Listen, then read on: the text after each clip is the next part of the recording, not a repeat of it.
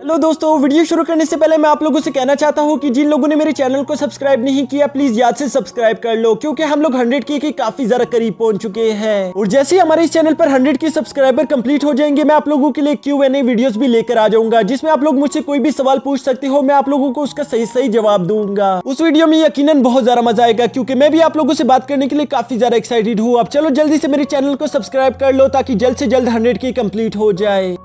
तो next episode बिल्कुल उसी सीन से शुरू होता है, जहां ये दोनों ऊपर से नीचे आ गिरे थे, लेकिन यहाँ पर जियाफान को कुछ भी समझ नहीं आ रहा था कि आखिर हम दोनों ये कहाँ पर आ गए। इसलिए वो जिया से सवाल करता है, लेकिन जिया उसके किसी भी सवाल का जवाब नहीं देती। वो इसी तरह आगे चलते चलते एक अंधेरी गुफा में पहुंच जाती है, जहाँ पर जियाफान कहता है कि यहाँ पर तो काफी अंधेरा है। उसके मुंह से ऐसी बात सुनकर जिया वहाँ पर रोशनी कर देती है। साथ ही साथ वो जियाफान से कहती है कि तुम्हें इतना नहीं डरना चाहिए, तुम छोटे बच्चे नहीं हो। इसके बाद जिया जब अपने आसपास नजर घुमाकर देखती है, तो वो ये नजारा देखकर काफी ज्यादा हो गई थी कि ये तो एक ब्लीडिंग होल है। जो सुनकर जियाफान उसे सवाल करता है कि ब्लीडिंग होल आखिर ये किस तरह की जगह है, जिस पर जिया अपने सामने पड़े हुए स्केलेटन की तरफ जाते हुए जियाफान को जवाब देती है कि ब्लीडिंग होल के बारे में काफी ज्यादा अफवाहें फेमस है। ऐसा कहा जाता है कि ये डार्क एनर्जी का घर है। और इसके बाद वो स्केलेटन के पास जाकर कहती है कि जरूर तुम ब्लैक हार्टेड गोस्ट होगे। यहाँ जिया उस स्केलेटन को छूने की कोशिश करती है कि तभी अचानक हम देखते हैं कि उस स्केलेटन से कुछ डार्क एनर्जी निकलकर जिया की बॉडी में इंटर हो गई थी, जिसकी वजह से जिया काफी ज्यादा परेशान हो जाती है। वो फौरन से अपनी स्पिरिट एनर्जी का इस्तेमाल करके उस पॉइजन को क्लियर कर देती है, जिस पर वो कहती है कि मानना पड़ेगा कि मरने के बाद भी ये इंसान अपने आप को छूने नहीं देना चाहता। ये सिर्फ ब्लैक हार्टेड गोस्ट ही हो सकता है, जिसके पास मरने के बाद भी इतनी ज्यादा एनर्जी है। यहाँ जिया की ऐसी बातें सुनकर जियाफान उससे सवाल करता है कि क्या तुम मुझे आसान लफ्जों में बता सकती हो कि ये आदमी कौन है, जिस पर जिया जवाब देती है कि ये वो आदमी है जिसने पूरी दुनिया को हिला दिया था। और ऐसा कहा जाता है कि 800 साल पहले ये ब्लड रिफाइनिंग हॉल का रखवाला था। यहाँ साथ ही साथ जिया इस ब्लैक हार्टेड गोस्ट के बारे में और भी बातें बता रही थी, जैसे कि वो बताती है कि ये ब्लड होल इसका एक ट्रेजर रूम है, जहाँ पर ये अपना ट्रेजर जमा करता था। लेकिन दूसरी तरफ हम देखते हैं कि जियाफान की हालत काफी ज्यादा खराब हो गई थी। उसका सर पूरी तरीके से चकरा रहा था और धीरे धीरे वो बेहोश होना शुरू कर देता है। जिया जैसी पलटकर जियाफान की तरफ देखती है, वो बेहोश होकर जमीन पर गिर गया था। इसलिए वो फौरन से उसके पास जाकर कहती है कि जियाफान तुम्हें क्या हुआ। लेकिन जियाफान अपने होश में नहीं था। वो खुद को झंझोड़ता हुआ कहता है कि बहुत सर्दी है, यहाँ पर बहुत ज्यादा सर्दी है। इसके बाद जिया जियाफान का माथा चेक करती है, जिससे उसे मालूम हो गया था कि जियाफान की बॉडी काफी ज्यादा ठंडी पड़ चुकी है, उसे बुखार हो गया है। जो जानकर वो भी थोड़ी सी परेशान हो गई थी, इसलिए वो अपनी एनर्जी जियाफान के साथ शेयर करना शुरू कर देती है। वो सोचती है कि शायद इससे जियाफान की बॉडी थोड़ी सी शांत हो जाएगी। साथ ही साथ जिया अपने रुमाल को पानी में भिगो देती है, ताकि वो जियाफान के चेहरे पर गीला कपड़ा लगा सके। इससे जियाफान का बुखार थोड़ी देर के लिए कम हो जाएगा। वो बिल्कुल ऐसे ही करना शुरू कर देती है। जबकि दूसरी तरफ हम देखते हैं कि जियाफान को बुखार होने की वजह से उसको बुरे सपने आ रहे थे।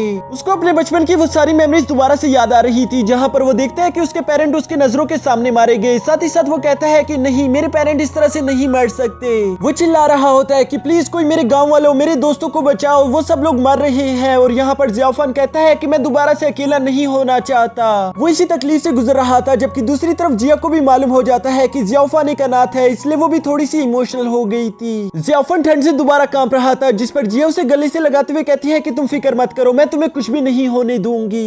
यहाँ दूसरी तरफ हम देखते हैं कि ब्रदर का मिजुई से कहता है कि हमें माफ कर दो, हमने हर तरफ जियाफान को ढूंढने की कोशिश की, लेकिन उसका कहीं पर भी कोई नामो निशान नहीं मिल रहा। इसलिए हमें यही लगता है कि अभी के लिए हमें वापस चले जाना चाहिए, ताकि हम अपने लिए मदद लेकर आ सके। और साथ ही साथ तुम जानती हो कि हमारे लिए एल्डर्स को मिशन रिपोर्ट देना कितना ज्यादा जरूरी है। जो सुनकर मिजुई कहती है कि तुम लोगों को अगर जाना है तो चले जाओ, मैं यहाँ पर जियाफान को इस तरह से छोड़कर नहीं जाने वाली। जो सुनकर जेंग भी मिजुई के पास आ गया था और वो उसे समझाना शुरू कर देता है कि ब्रदर का बिल्कुल ठीक कह रहा है। तुम जानती हो कि हमने यहाँ पर जियाफान को काफी देर से ढूंढा, लेकिन वो हमें नहीं मिल रहा। इसलिए मुझे लगता है कि हमें और मदद की जरूरत पड़ेगी, जो कि हमें सेट से ही मिल सकती है। यहाँ जेंग की ये सारी बातें सुनने के बावजूद भी हम देखते हैं कि मिजुई का जियाफान को छोड़कर जाने का कोई इरादा नहीं था, बल्कि वो उल्टा जियाफान की यादों को सोचकर थोड़ी सी इमोशनल हो गई थी। वो याद करती है कि जियाफान हर वक्त उसे बचाने की कोशिश करता रहता था, चाहे तो हालात कितने भी ज्यादा खराब हो जाए, उसने कभी भी मिजुई का साथ नहीं छोड़ा। यहाँ पर ये सब बहुत ही ज्यादा इमोशनल हो रहा था, जिसके बाद सीन शिफ्ट होकर दोबारा से जियाफान पर आ जाता है और हम देखते हैं कि वो अब दोबारा से होश में आ गया था। वो देखता है कि मिस जिया उसके साथ ही सो रही थी, जबकि दूसरी तरफ उसकी बॉडी भी अब पूरी तरीके से फ्रीली मूव कर पा रही थी, यानी कि उसके सारे जख्म ठीक हो चुके हैं। यहाँ साथ ही साथ जियाफान को काफी ज्यादा भूख भी लग रही थी, इसलिए वो खाने की तलाश में आगे की तरफ रवाना हो जाता है कि तभी अचानक उसके पैरों के पास एक स्कल घूमता हुआ आ गया था, जिसे देखकर तो उसकी जान हलक तक आ गई थी। कि तभी वो नोट करता है कि अच्छा, ये स्कल तो उस ब्लैक हार्टेड डीमन का है, जिसको उठाकर वो दोबारा से स्केलेटन पर रख देता है। लेकिन तभी अचानक हम देखते हैं कि वो स्केलेटन पूरा की पूरा कोलैप्स कर गया था, जिसकी आवाज बात सुनकर मिस जिया भी नींद से उठ गई थी और वो फौरन से जियाफान के पास आकर उससे कहती है कि तुमने अभी अभी यहाँ पर क्या किया। तभी अचानक ये लोग देखते हैं कि वहाँ पर वो पूरी गुफा हिलना शुरू कर देती है और साथ ही साथ वहाँ पर एक दरवाजा भी साइड पर ओपन हो गया था।